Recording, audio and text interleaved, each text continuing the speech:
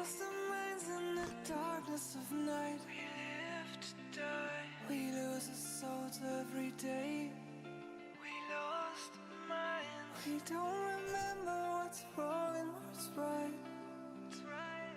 The world is dead but we stay. 'Cause we are born as living fights. We live to die. We live to die. And we surrounded by the night. We live to die. We are shadows in the neon light.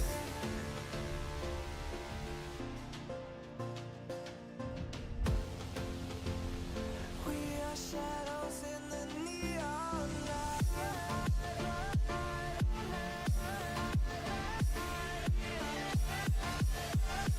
We are shadows in the neon. We are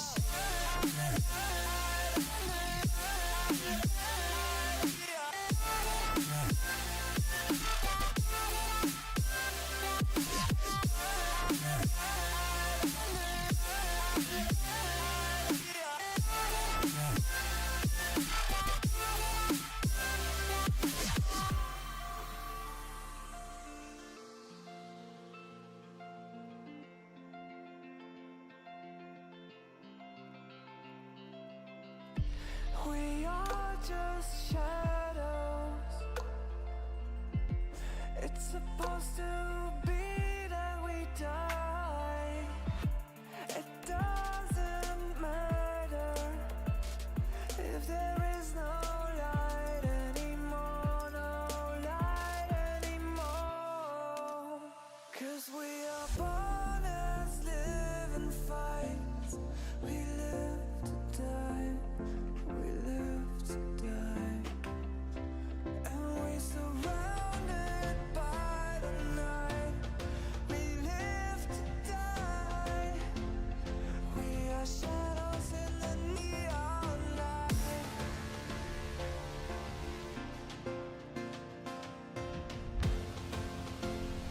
We are shadows in the neon light.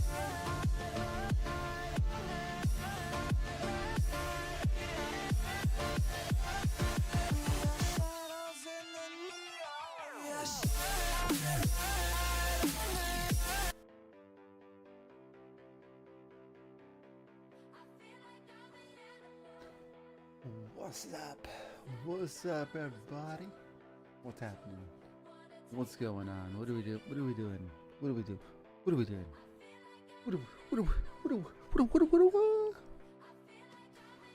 What's happening, folks? We got opening happening soon.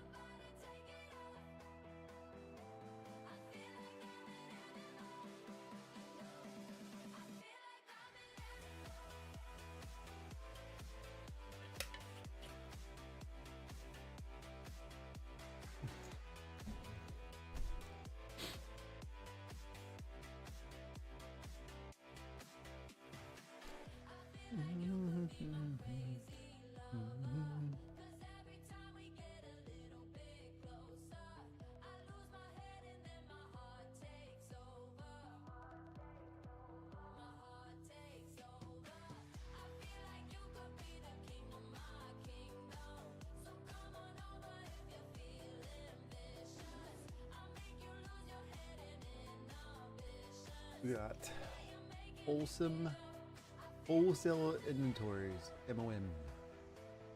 News at 5:30 or 7:30.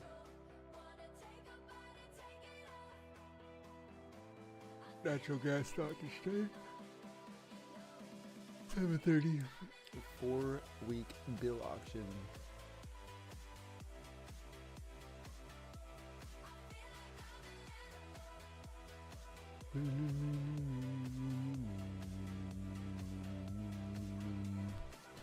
So it doesn't look like anything crazy.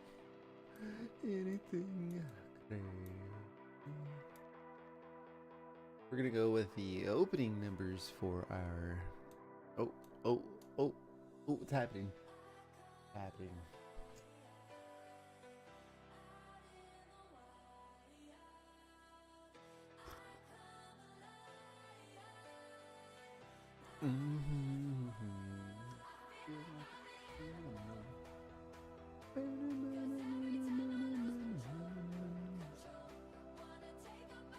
part that's gonna matter the most. We're gonna drop it right there and right there.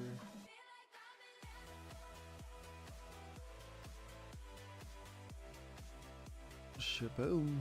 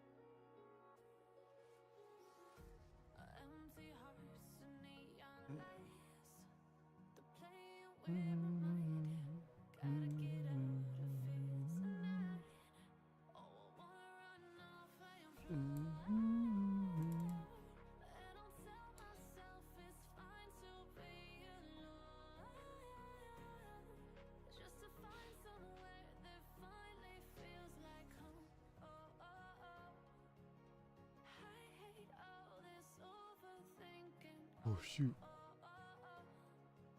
Let's punch it down. Order filled. Let's give it to you. No. Oh, we're breaking up. Damn it. Ooh. Ooh.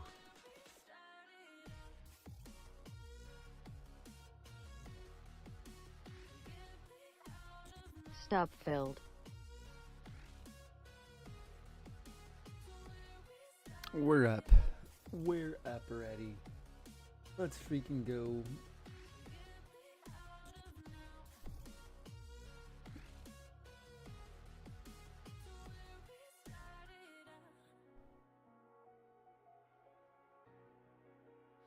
Boom, boom, boom, boom. This is that price action of that first morning. Oh yeah. Breaking it down more.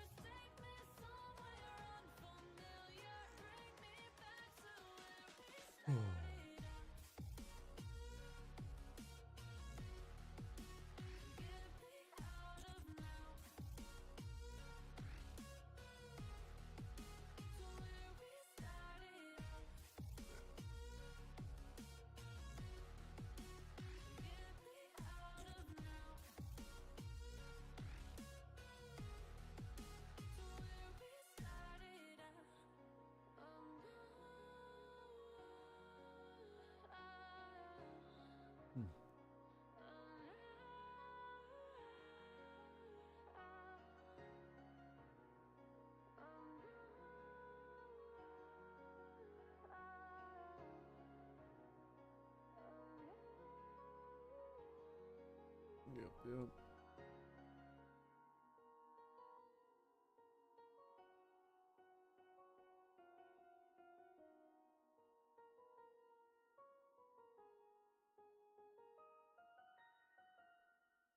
And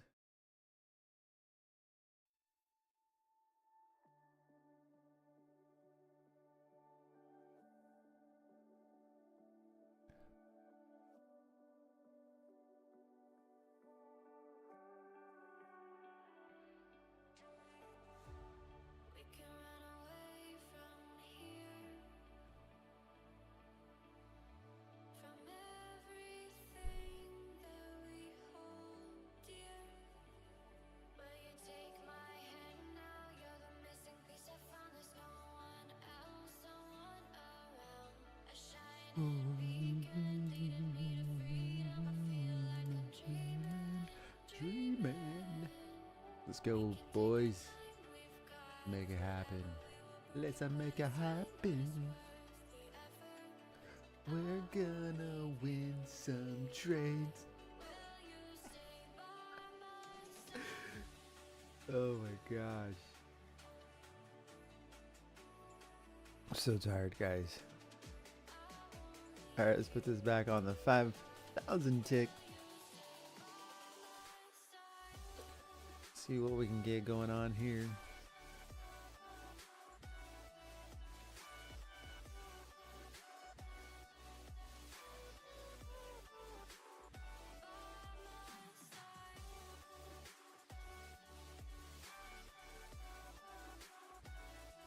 Oh, the fine tuning. Right.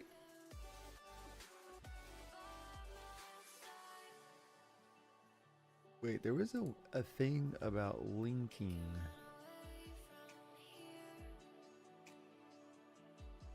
Link off.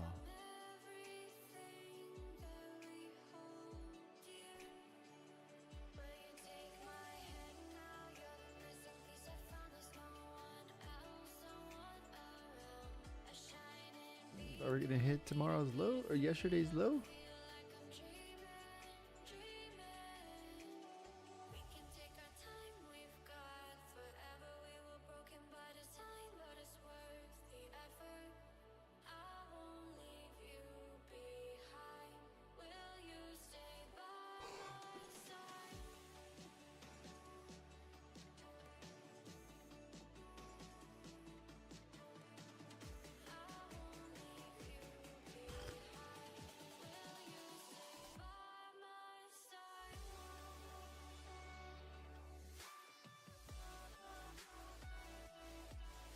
You know, I kind of wish I had lower time frames.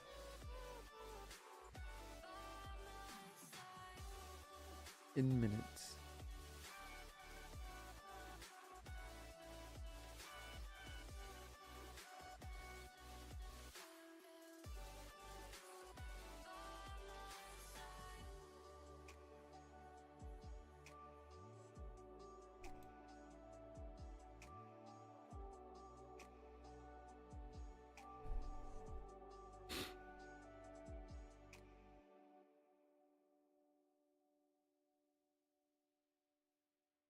$4 today.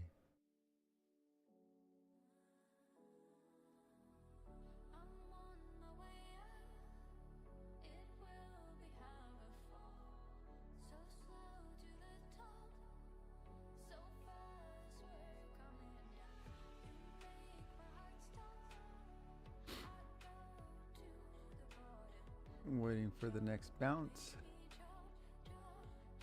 Should be, oh no, we're not bouncing. Oh no, should have just took the profits. Right, next bounce is in. Oh, struggling.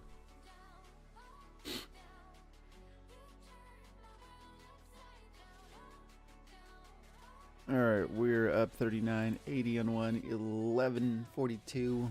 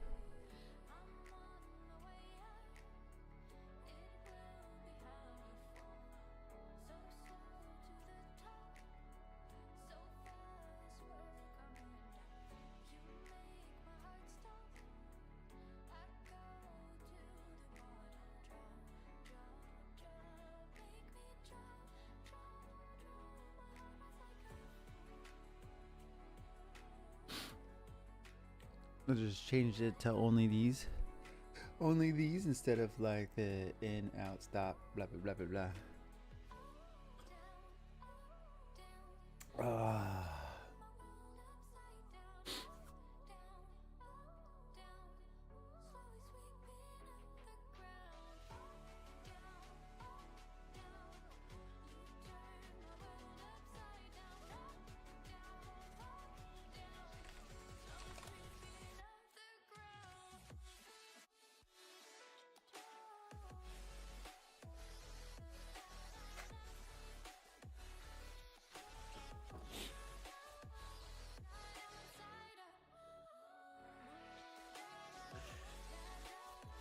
going to make a suggestion to the team.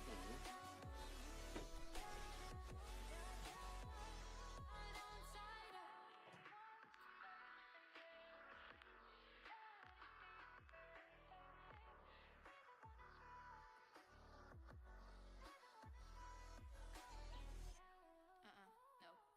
Downside up.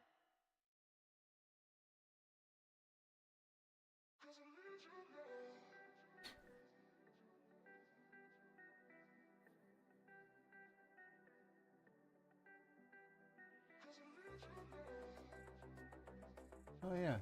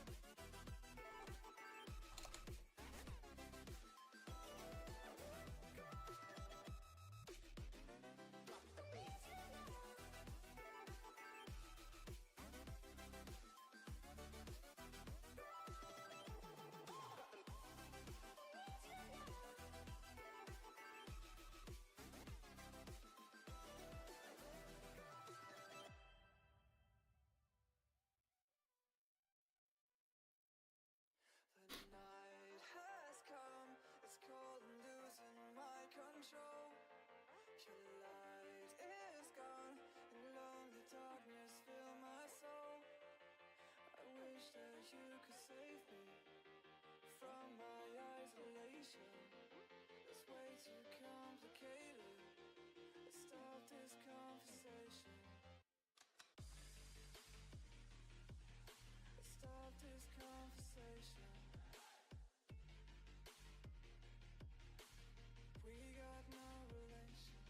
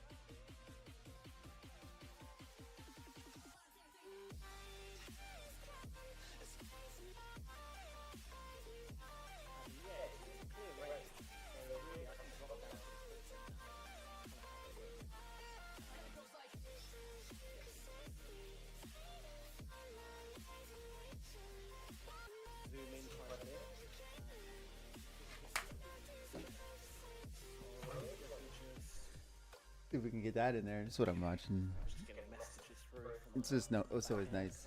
but it's all good. They're still working on a fix, so bear with us, viewers. We will hopefully get this all sorted out very, very soon. So, right, what I'm looking at on the footprint. I say this every time, I'm looking for people trapped. It's pretty much the same thing. I'm not really seeing anyone trapped. The volume is relatively low. Yeah, it's relatively low. I'm not seeing any real big numbers. I mean, the biggest number I see is 700, and that's still not that great compared to.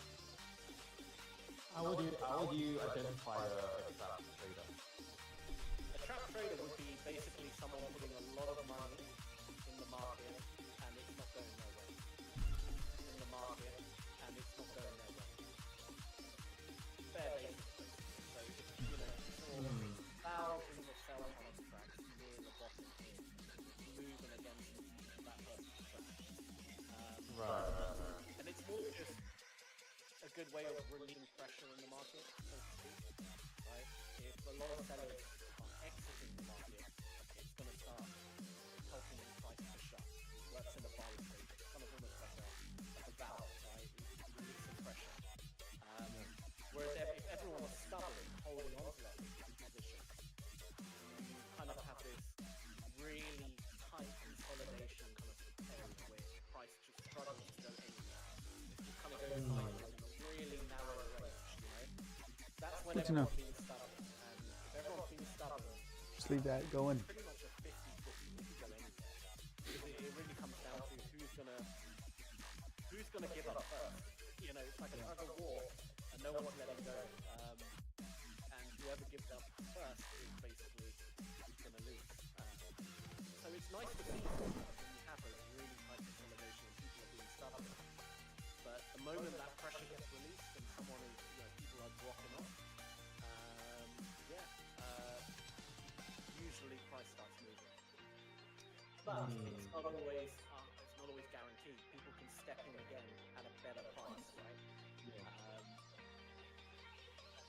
That's what it falls down to. So you have to kind of watch it constantly, especially if you're in the trade. You have to make decisions very, very quickly. Can't always time it perfectly. Sometimes it will consolidate a bit more. And generally speaking, I kind of have a rule. It's not really a rule, but if I'm in a trade and it starts consolidating quite tight, and say I'm already in profit, I might lift off some of my positions just to kind of protect that money, because I almost see it as like a reset. When it starts consolidating, anything can happen past that. It kind of becomes neutral almost, where buyers and sellers are kind of equal, balance each other out, and it really then just depends, like I said, who lets go and who becomes more aggressive.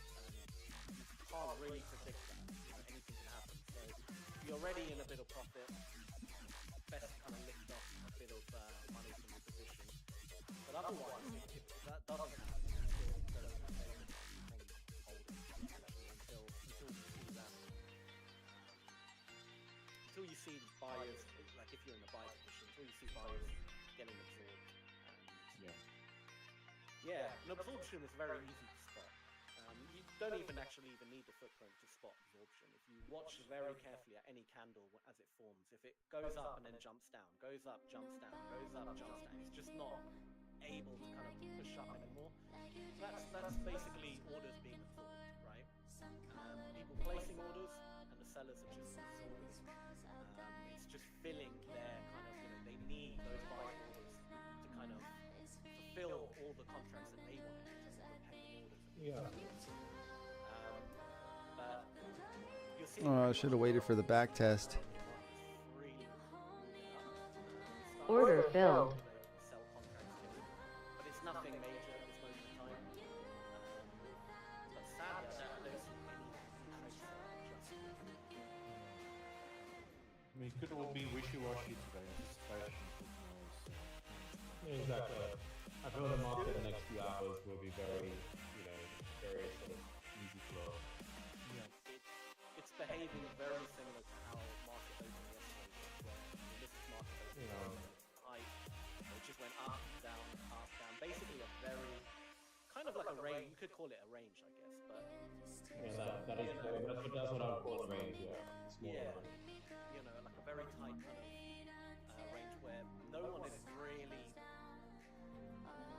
you know, not taking it seriously. That's a bad word. But no one's really, you know, putting money, a lot of bets on the line, basically. Not really, you know, pulling the trigger. Everyone's kind of very skeptical, cautious. It just doesn't want to go anywhere.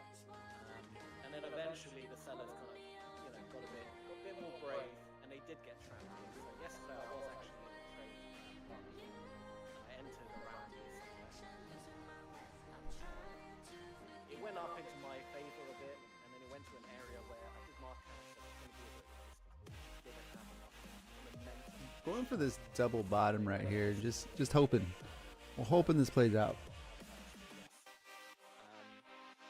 And then I said as well, normally, okay, if that happens, then I'll wait for it to come back down and just repeat the process. And it eventually did, but this was already after the live session. Here was the perfect entry, basically. You saw the trap. Sellers then started getting brave, and they thought, okay, it's going to go down. Everyone started selling, and it very quickly started moving against, and you saw them all drop off, and that was the actual move. It might look like it's about to happen. You enter. No, we're hoping. Position might not work out. All right, no problem. Wait, and then, you know, an hour later, yeah, patience. So sadly, I wasn't on the live session to show that trade, but it worked out. Because there are days where it just doesn't.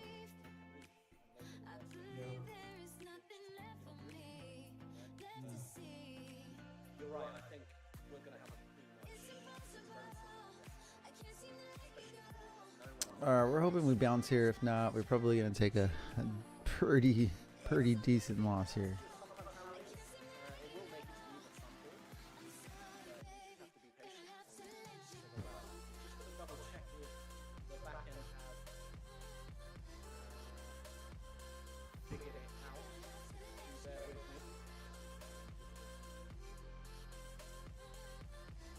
The whole approach to that zone of yours, It is approaching it right now. Yeah. It is approaching it. There's also like a Bitcoin short sort of forming as well, but I think I'll leave the Bitcoin short tonight. Because I took actually to the last session yesterday because I went long. I held it overnight. Order filled. Hit my profit target, and then it corrected itself, and now it's sort of like in that phase where I'm just like, is it worth me trying to? Ooh, we did not wait for the full pullback to happen. So where you based? I'm from the UK, currently living out in Indonesia, Bali. I travel around quite a lot, but right now my base is Bali. If I get bored of here, then I'm based around. What about you? Where are you based? Oh, you're in Cape Town. Amazing. Born and raised in South Africa. Yes. Born and raised. I know there's a very strong trading community in South Africa. It's weird. None of my friends or family or anyone knows anything about trading, but being involved in trading, there's a substantial amount of people, especially from Cape Town. Yeah. I did a bit of a stint for a prop trading firm actually. When was this? 2012, I think it was. And most of those guys became that worked on the JC and actually back then trading firm. Which was running a show with all of them had major bucks back in the days. So Cape Town itself was a huge trading. Yeah. It was really nice to. Sorry, don't interrupt. I'm going to try and put the screen up, Richard. Let's just see if it works. Hopefully it does. Alright, your screen should be live. I'm just going to refresh YouTube. Fingers crossed. Uh-oh. Might be taking the loss.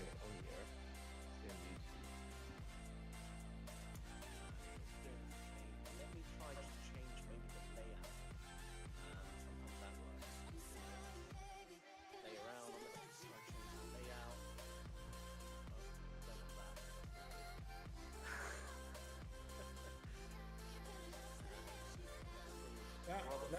comes up, Sam, that comes up.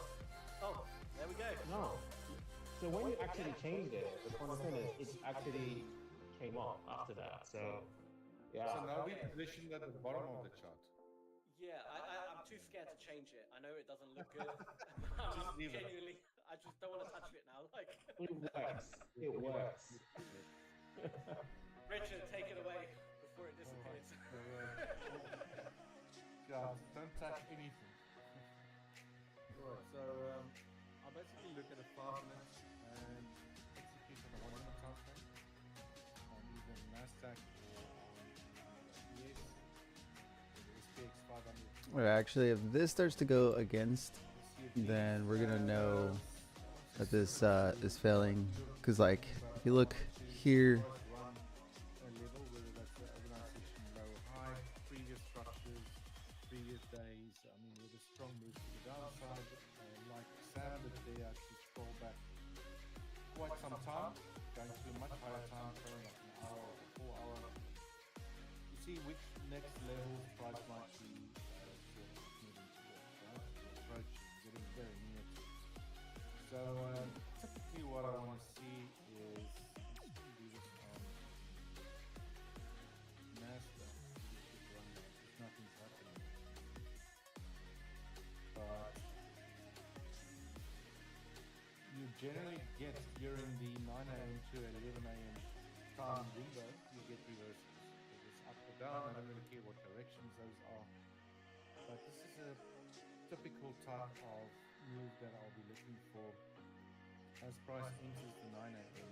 to 11 a.m. time window, you get a run of a previous level. In this case, not really an overnight session. No, this will just be sort of like early morning US time. Ideally, it would be nice if price, for example, took out this area here, which it didn't, and just trying to explain what it is I'm looking at. So you had a previous sort of structure, in this case, a lower high. And then see a reversal, and then I'll zoom into smaller time frames, like the 1 minute, my execution time frame, and as what I also did, I want to see that break of price structure. So if, for example,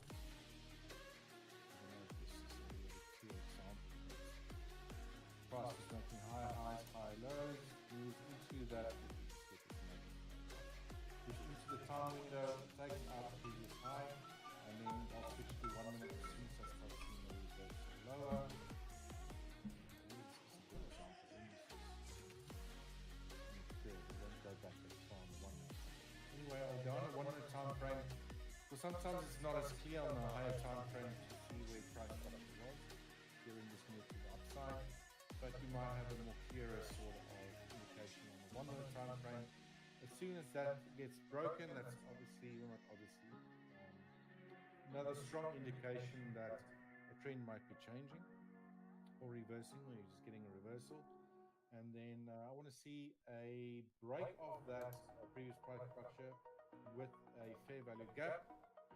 And then I want to see a revisit of that fair value gap, and when that does occur, I'll pretty much, depending on which direction I'm going an upper or lower boundary of that fair value gap, and basically enter as soon as price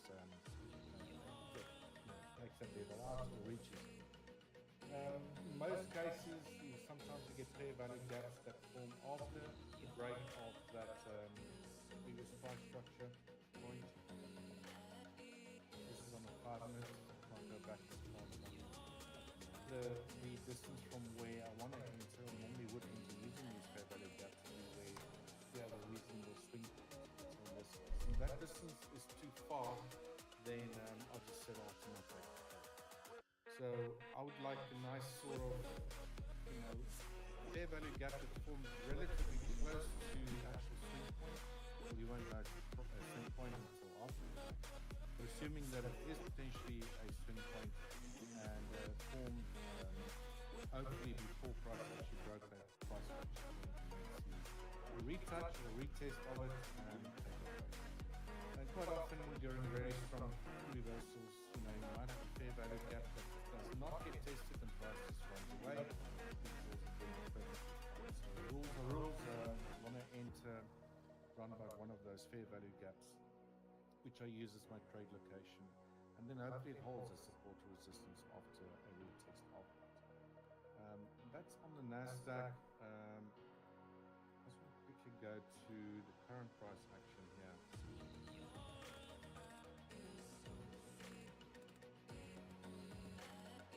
Which is over here. We have this low, which was yesterday, which price came very close to on the NASDAQ. I think that's the sort of same level, well not same level as the different market, but on the ES, very close to that sort of triple bottom or double bottom sort of thing that goes back to last year November. So I want to see price do this, break that level, start reversing back upwards. At that stage, I would then switch to a 1 minute time frame and then see if price breaks a previous structure point, wherever that might be. There might still be one firming. If price continues lower. Okay, so we have to do our next thing. Our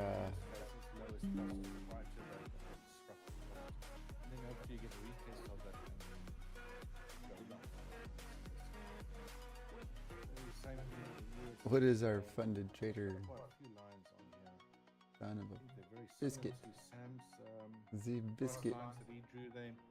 Again, yesterday's low. I think we've got Tuesday's low over here, so very sort of close cluster and range here on yes.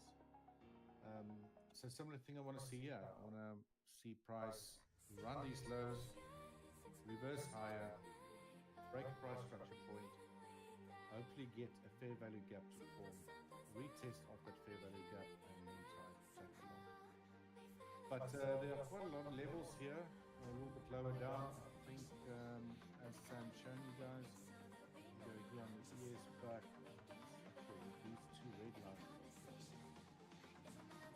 All the way back here to the beginning of maybe sort of like mid 11th. No, it was beginning of November last year. So we got a little bit of cluster of lows there. So with price being that close to it, it'd be interesting to see if it's actually going to get reached. As you mentioned, maybe nothing happens today.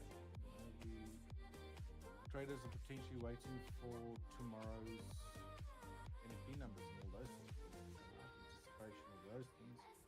Maybe then we see those levels being run, but at the moment, my side, no setup, unfortunately. Until one of those levels is broken, the downside. I have a feeling it will range until NFP tomorrow. And then next week, back to normal business. Back to normal business. Honestly, the weeks with a lot of red news. Those weeks, I'm just like, I do expect region markets. I do expect the market to be a little bit slower, to be a little bit more erratic. But the 2-3 weeks after that are usually very beautiful because, of course, like the creative pulls in and then it like unlocks things and then market begins to move a lot better. So yes, I'm looking forward to the next 2 weeks after NFP tomorrow, especially if it's going to be a big one. Yeah, and I think with this new administration, trade wars, all that sort of stuff, as you mentioned, this probably will be. Yeah. Who knows? Sometimes it's just We're hitting a bit of the resistance. Sometimes nothing happens, right? Here, because it depends on what the market is focused on. It's not like, because I read a lot of the news and articles, and the market isn't always focused on NFT. Sometimes they're more focused on FOMC. Sometimes they're a little bit more focused on inflation data. So it's like, what is the market focused on? And right now, NFT has been sort of like coming up with quite a few bits and bobs all over the place, which is one of the key indicators that's what a lot of like the big traders are waiting for. But there are times where like we don't care about that. We just care about FXRK, which was a few months back, because obviously we're dealing with rapid inflation, and it's like it was a big news of the period. Absolutely. And like, at least for my strategy, it makes it a little bit more difficult to trade on the market. But you can adapt to it if you're aware of it, and have your expectations a bit lower. Don't push as much of it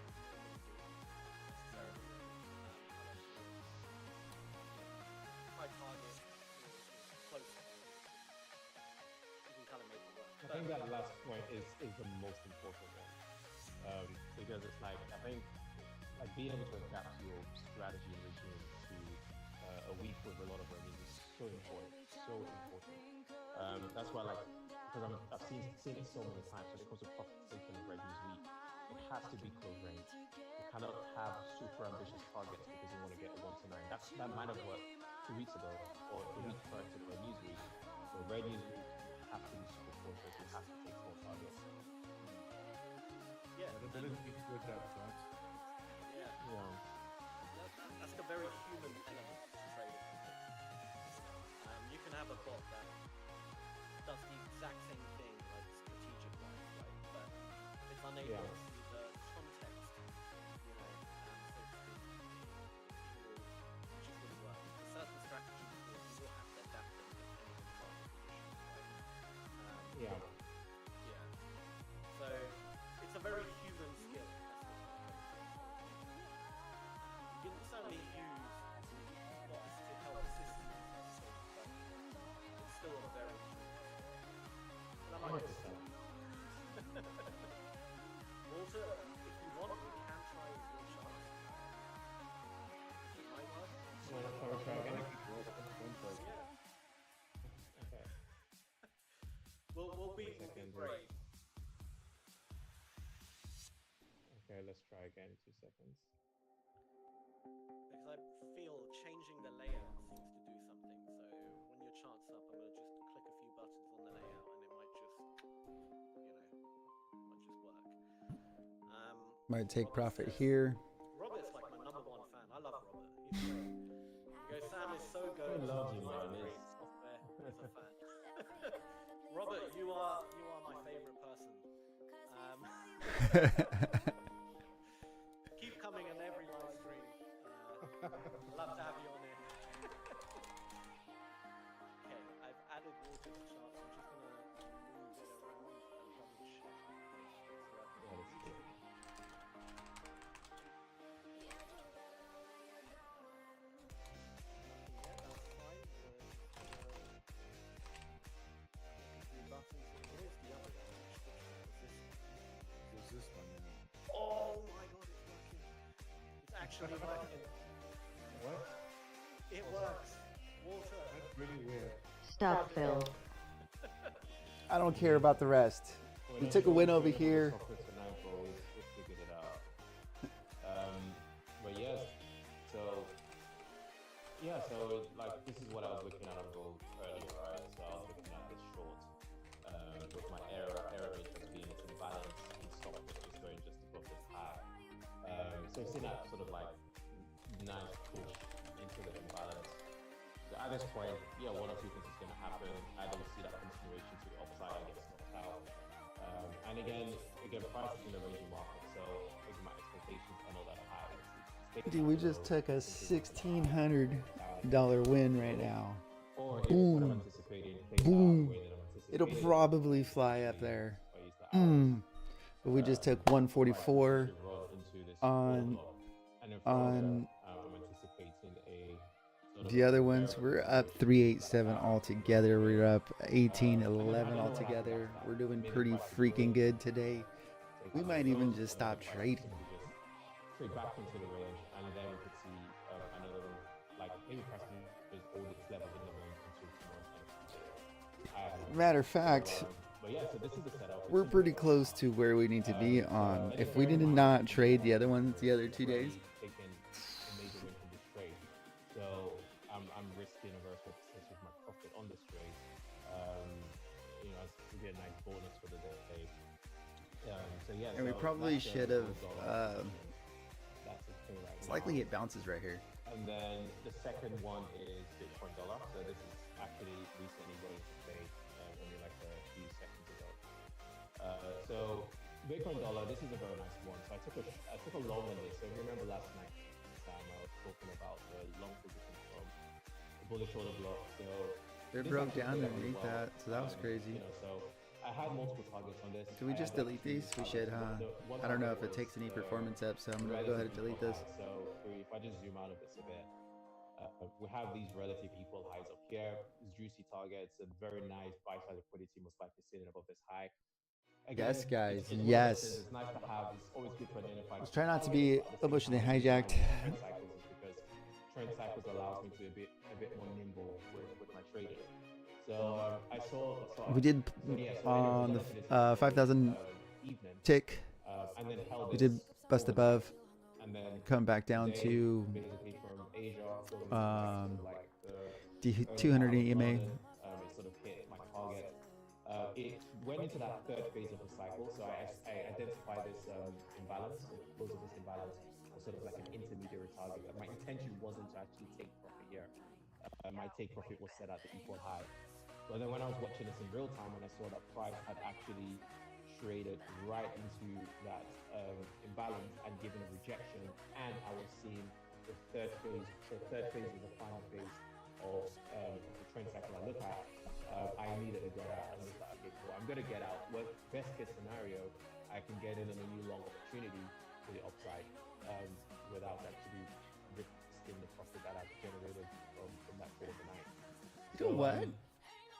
So yes, I'm happy I got out because price then basically gave a reversal to the downside. And now again, like, I don't get married to just the market.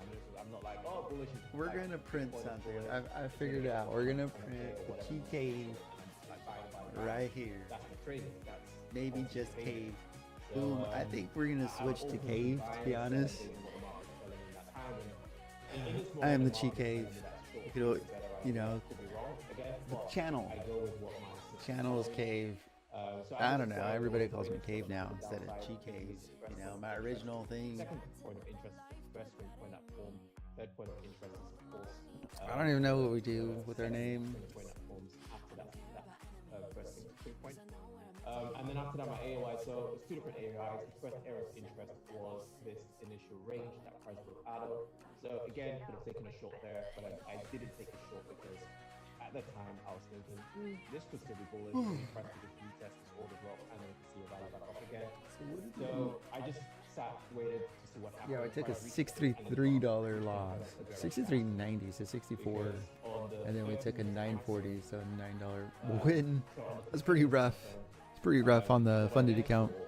We don't know if FundedTraderMarkets are legitimate or not.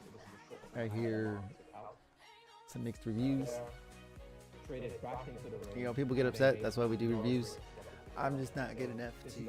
That's why we will be doing reviews, or going to be. We should do it before we blow that account. I'm just not, you know, super good enough to take that into funded, probably. And then after that, again, anticipating for the market to create a new low, so which it did. So it created a new low away from this low making that point. So after that, the market then came up. Do you manually go and draw in the print cycle? Absolutely, yeah. So all of this is a manual process. It's something I follow, and when I'm in flow, it plays out really, really Are we down on this funded account too? Son of a So I gun. manually draw it like every single one. The other one was the one that. Dang, I really screwed that one up. Very specific, Super bad. It's going to take a while to explain like the rule set around it, but it's swing points, it's ranges, and it's breakouts in retail terms. So right now on Bitcoin, short was my bias. Entry was at this imbalance, stop and stop at high. But this setup, I'm a little bit on it. Again, I'm risking a bit of profit from earlier, like the profit I took today. So I don't have my hopes up, but if this plays out, then this could come down. So where I take profit, I usually look for supply highs, supply lows, but I also look for unmitigated order blocks. Unmitigated is when the market breaks outside of a range, but it doesn't retest that range before a continuation, and that leaves that range unmitigated. This is a recent unmitigated range that took place from Tuesday, where the market broke out of this initial. So it's a very short range. On the lower side, it's a bit more obvious. It never retested it, making this an unmitigated range. So therefore, if the market were to trade back down in this area, because we've already had this retest, we've already had mitigation here, the market in this range is very balanced. So if the market were to seek some sort of like major liquidity pool, it will be in the next area of imbalance in the market, and that will be below these lows, with it most likely within this range. So hence why my profit target is on the order block. So if it plays out, looking at a 1 to 5, if it doesn't play out, it doesn't play out. So so that's what I'm looking at now for New York. So Bitcoin short and You know what I really love what you said? pound and gold. I really like when you said how your bias will change. Because essentially, I remember my trading really picked up the moment I stopped trying to predict the market, but rather react to it. Yeah, Do you know what I mean? absolutely. Because, when you're quite new, you have like, almost like a bias towards one side. You think, no, it has to go this, it has to go this. Yeah. And Yeah. you're kind of blinded by what you're seeing. You're not seeing the obvious. And you've got to be able to like switch your bias very quick if the moment you recognize it. Very important. I really like what you said there about that. But please carry on. No, you're right. Like confirmation, something called confirmation bias, right? It's a psychological bias we have as humans. It's where when you have this belief in something taking place and you're married to that belief, you will look for evidence of it. So if you're married to the idea that the market is bullish, you will look for evidence of bullishness. But what that also means inadvertently is you will miss evidence of the contrary to the contrary. So and I think like one of the biggest hurdles of traders to overcome is confirmation bias. I mean, we're still going to face it every now and then, but for me, like the best way that I found I overcame that was where I stopped being married to the idea of price moves. Of course, like in the past, I used to put a lot of attention on the higher time frame, so like the daily, the weekly, and the monthly. But then when I did that, this actually gave me a lot of confirmation bias because, for example, I could be like, oh no, the daily is like super bullish, weekly is super bullish, 4 hours like super bullish. But then what it causes me to do, it causes me to miss a short-term sell on the lower time frame that could have netted me a nice profit, and that would have skewed my entry, and I would have taken a loss where I could have initially taken a win. But then when I stopped putting a lot of emphasis on the higher time frame, I put more emphasis on the 15 minutes and the 30 minutes within the trend cycle. So what I mean by that is like, like on Bitcoin, for example, like this is a perfect example where this was a bullish cycle. Initially, my bias was, oh, I'm gonna buy to these equal highs, right? That was my initial bias. But then when by putting more emphasis on what the 15 and the 30 minutes is telling me, when I saw that the completion of this bullish cycle, especially, and again, it's also important to always mark out key areas of interest in the chart. It may not be relevant now, but it could be relevant, like, within the context of something else taking place. So I'd already marked out this imbalance, like, well, if the market breaks above this high, then it's most likely going to take out the equal low. But if there is a very strong rejection here, then it's probably not going to take out the equal high at that moment in time. So that's pretty much what happened. So it hit that imbalance, rejected it, and that for me was like, okay, I'm getting out. So again, and that's another lesson for me that I learned a while ago was I gotta not revenge get trade married to my over there. The market doesn't gravitate towards target because I want it to. Price does what it wants to do, and our job is to monitor price and listen to whatever price is telling us to do and follow through. Yeah, I mean, I believe a lot of traders also make a mistake, and you need to have the flexibility to also get out, like you mentioned. Like they want to have a static target at a 1 to 3 or 1 to 4, 1 to 5, and then they do their back testing. If it hits that, and then it looks great on paper. You want to give all your It looks fantastic on paper. Yeah. It looks fantastic. And it's easy because it's like, oh, I'm just aiming for a 1 to 3. It's easy to set your profit targets. But then you're going away from the market and you're going to what you want. The market doesn't care about what you want. It couldn't care less. It's more interested in taking what you have and giving you what you want. That's again that human element we talked about, right? A lot of these bots are built on statistical type of needs, hard coded. This is where you'll get out. And a lot of them use static targets.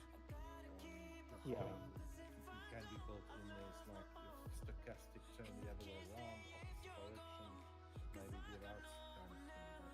But I don't think you can But it's beat still that, static. It's still experience objective. as an actual trader as well.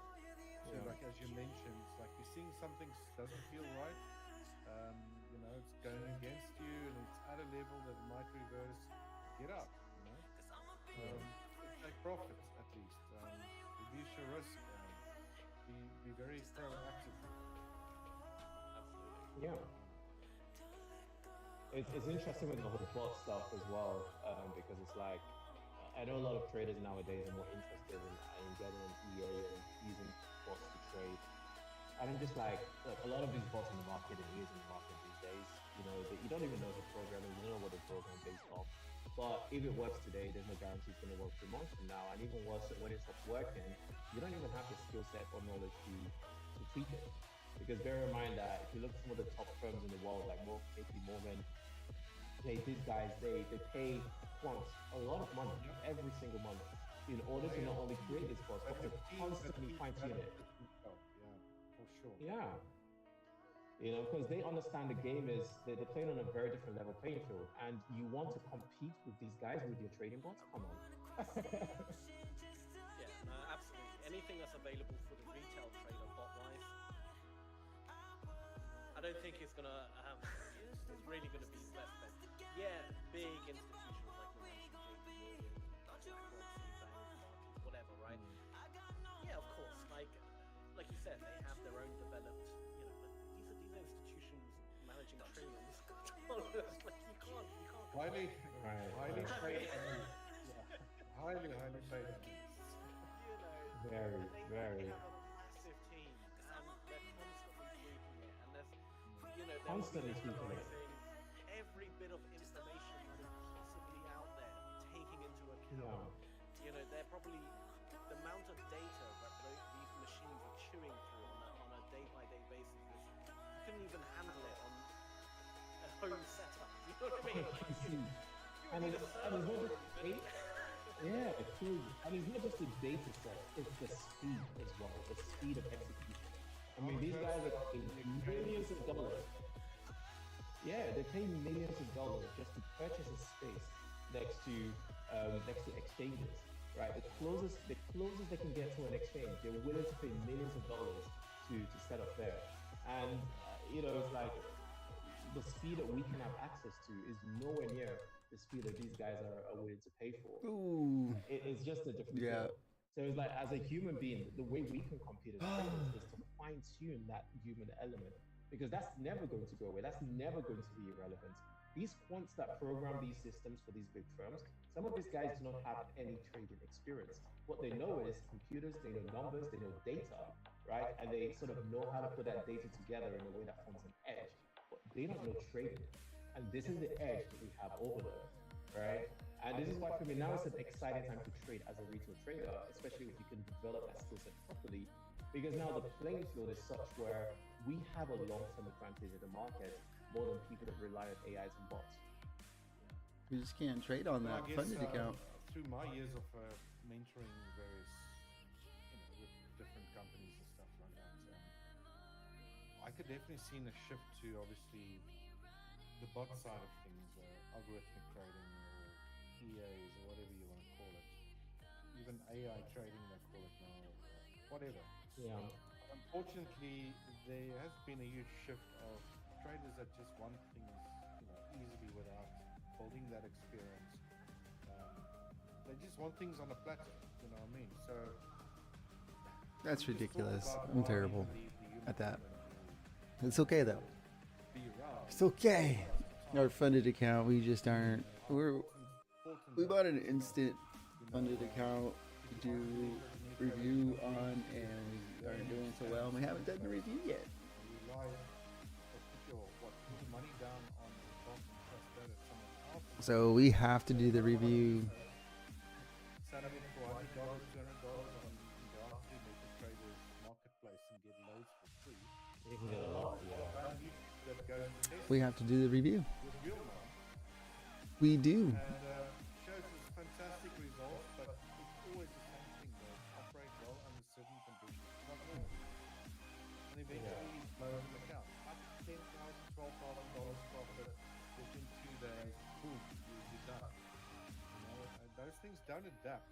And I believe if you want to get involved in bot trading, then you probably need to start understanding how coding works and Exactly. some good understanding if you want to at least try to make it in that field as some basic trading knowledge, the more the better, and develop that yourself so that you know exactly what's going on there and have the ability to become the bus driver and let that take over.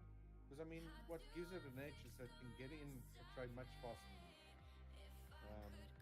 Maybe if you can code your strategy to some extent, you know, it takes that human emotion out of actually entering into a trade. But yeah, when it comes to, like we mentioned, static targets, all that sort of stuff, that just doesn't work in the long run. Yeah, Or, I agree. you know, up to market conditions. So, a big one. I think certainly. Yeah, because that's always changing. Yeah. I think that no, it's fine. I think certainly there is a place for bots in trading. The more to assist you. Like if you already have a developed strategy and you might be able to save some time on certain bits of analysis. I mean, every strategy is different. When you code something very specific to show you something, right? Yes. Yeah, that can, you know, it might save you 5-10 minutes of, you know, a bit of analysis. Yeah, I can understand how that can assist you and help you, make everything a bit more easier. But to kind of have it fully automated where it does, you know, everything from the analysis to the entry to the risk management to the exits to whatnot, you know, like it's not there yet. I don't think so. And if it is, you certainly won't be able to buy it for $50 monthly on some website. Like it's not gonna happen. And I think the important caveat there is like, you know, what Richard said is like, unless you're willing to actually learn how to code and design this bots yourself based on some sort of training knowledge that you have, it is just not worth it. You know, Oh like, if no! like your Do we get the best I viewers know in the that, world with I monitor the ceramic Robbins root? World What? Cup. I'm not sure if you guys have heard of the Robbins Yeah. Cup, the trading one. Yeah, so I monitor this, and some of the top for performance, like they are mechanical traders. They do like use very hardcore mechanical systems. So like they program, they design their own, you know, bots, and that's how they're able to do some of the numbers they do. But I know like Patrick Neal, he uses manual trading. He doesn't use a mechanical based like a coding system. So yeah, so it's different styles of trading. It's just like whatever style you want to master, make sure you dive in deep into it and master it. But there is no shortcut. You cannot buy your way to success in this industry, and that's just a plain fact. Yeah, very true. We're going to quickly go to some comments that came in. Excuse me. Kabir says, how many indicators do you use at a time? I believe that would probably be for you, Walter, if you were analyzing when that comment came through. So how many indicators do I use at a time? The only indicator that I would have on my chart is moving averages. So except from that, I completely do just price analysis using certain things like. Okay, I want to trade that other account just to make it back. That is the wrong thing to do. We're gonna stick to it. The only EMA that I would use, I personally use, is the 800 EMA. As you can see, like there are 3 different EMAs. The reason being is because I identify the 800 EMA on multiple time frames, on the 30 minutes, on the 15 minutes, on the 5 minutes, and the 1 minute. But I don't want to always keep flicking through the different time frames. So what I did is I have the 800, 260, and the 50. So these are quarters. So every time I go down a time frame, you know, this would, like, the 260 shows me what the 800, where the 800 is positioned on the 5 minutes, and the 50 will show me where the 800 is positioned on the 1 minute. And this is when I'm on the 15. So that's what this EMA is for.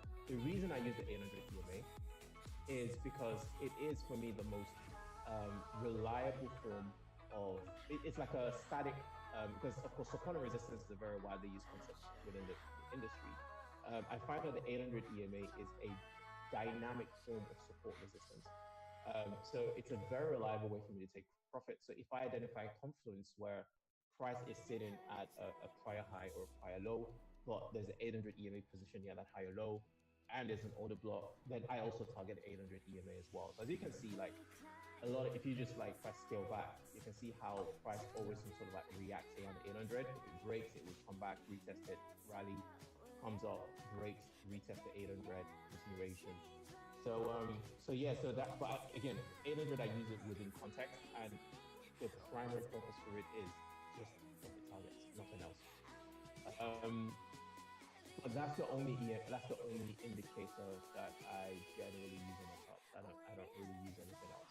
I remember like 4 or 5 years ago, I had like tons of indicators that I used, but over time, like I used to use something called like the Traders Dynamic Index, which is like a marriage of RSI with moving averages, with so it's like some Irish guy that actually created this index, this TDI, and it was very powerful. But then I use it to identify areas in what price was overbought, oversold. So obviously you get something called sharp fin, to identify RSI divergence, convergence.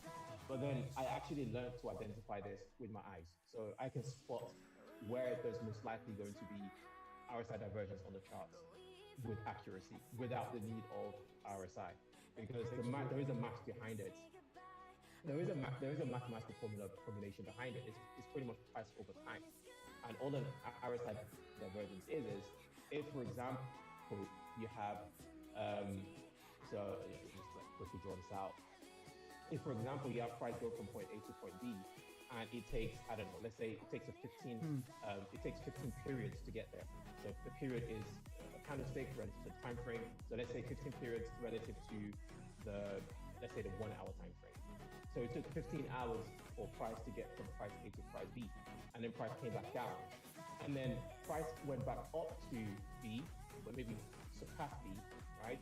But then it took, rather than taking 15 periods in this case, it took only, let's say, 4 periods, right? It took 4 periods for this to happen, right? This is divergence, right? Because it's taking price longer to reach point A to point B, and in the first instance than it did in the second instance, hence creating divergence price. So yeah, once you understand this, like the way you identify divergence by just pure price action is if you see price, for example, in this case, you can see that price went from this low to this high, right? We can see that the fastest move was in this initial leg, and then after that, it was very gradual. But then the second time price made that same move, it happened in less period, in less candles. So between this point and this point, if you look at RSI, I guarantee you there will be divergence between point A, between this point and this point. So yeah, so once I was able to do that, I didn't really need to have the TDI anymore, so I got rid of that. So now I just focus on price action. Yeah, I fall in a similar boat, price action based mostly. And just that understanding of, like Walter's doing there, these levels that I think all of us are looking at. Now things tend to react at those levels. I'm a big believer in price action trading, but I also think, yeah, it takes a while to have faith in that experience again, and it's very interesting to see Walter's charts. Like a lot of guys, well, I think me and Sam talked about this a while back. The beginner traders tend to have 10, 20 indicators on the chart, and I believe the more experience you get, the less and less you get. So yeah, very interesting. We have 10 minutes left, so we're going to go through a few more comments. Kabir again said, why don't you recommend news trading? I've observed many traders focus solely on this strategy. Kabir, listen to me and listen well. There was a Take your question money. by Janae Guerra. We'll go to that one after. Okay. Kabir, if look, I know it can be tempting, the idea of news trading, you can do 100, 150 pips in a matter of literally minutes. But I'm telling you, you'll have more fun if you take your money, go to a casino, go to a roulette table. You'll have the same odds, and you'll have just as much. You have way more fun. Just don't do it. I promise. You cannot predict. I believe on that question, a big issue is like a lot of traders don't understand your order types now. That actually work. Yeah. A stop loss is there to protect yourself, but if you can get a news event that runs so quickly, and there's so many traders there that it blows through your stop loss, which becomes a market order, which becomes you get pulled at a way worse price than you initially wanted to risk. That stop loss is not guaranteed that you're going to risk X amount of money. That can become twice, 3x during a very volatile news event. So, yeah, I used to do news trading, but that's exactly as Sam said, it's gambling. And understand what the orders mean. Market orders doesn't guarantee you're going to get out of the level. Limit orders, you'll get out at the level or potentially a price better. But stop losses are market orders. All right, guys. I think we are going to call it there. There's not much to do else. All the loves. You know what? We'll probably do.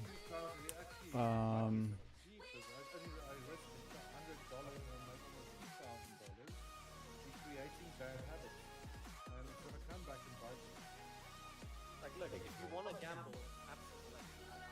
We're not here to tell you what you can and cannot do. But if you want to take trading as a serious career, there is no such thing as a news trading strategy. The highest strategy. Like, yes, there are like fundamentals followed in the long term. That's different. But in terms of high, I believe that's probably what you mean. Like high impact news trading. You're gonna get that. I guarantee it. Just don't do it. I understand the question as well. I mean, the thing is, it is possible to be a niche trader, but not. I think it's also important to understand, as a retail trader, there is a lot to our disadvantage. If you were, for example, working for a huge firm, like an institutional firm, and you had access to order flow that you don't have access to as in retail, and you also have access to certain execution speed as well as very, very low spread, which you don't have access to as a retail, then most certainly you could have an advantage in trading news at that level. But as a retail trader, you have too much disadvantage to make news trading a profitable venture. Because what you need to realize, of course, we have spreads which should pay with, but we also have broker manipulation, because brokers tend to manipulate at most during spreads events, because they can it's not very easy to identify these manipulations. So that's why it's just not advisable. Like, is it possible? Absolutely. But at the level playing field that we are at as retail traders, we already have a lot against us. It's just not advisable. Yeah. And even if your reaction times are quicker, like Richard said, you're gonna get a lot of sticks. Your stop loss might be a $400 stop loss, and then you'll look at your history and it'll be $800, $900 gone. So like. It just won't work out. Best thing to do is just avoid news. Learn a strategy that works for you. I mean, there's a million and one strategies out there. Just start practicing. Start understanding what you're actually looking at. There's no magic. All right, guys, we have to go. All the loves. This was great. I'm on our prop firms. We did great. On our funded account, we did not do so great. That's okay. Stay away from high impact. We are taking a trade right now on it. One last question. Very small one. All the loves. Sorry, I'm probably butchering your name. I do apologize. Said, Walter, so what do you say for those who blame the market for their losses? I mean, you're blaming the right thing, right? But you're also blaming half the equation. Yeah, the market took your money, but you also executed the trade. You need to take some responsibility for that. Sorry, sometimes I'm a bit direct. The market always likes to get used to it. That was just like the hard truth, right? The market took your money. So you can blame the market every day, but you're not going to get your money back unless you, of course, you trade your way back to it. Losses are going to happen. You know, like as a trader, you're never going to be at a point where 100% of the trades you trade are going to be winners.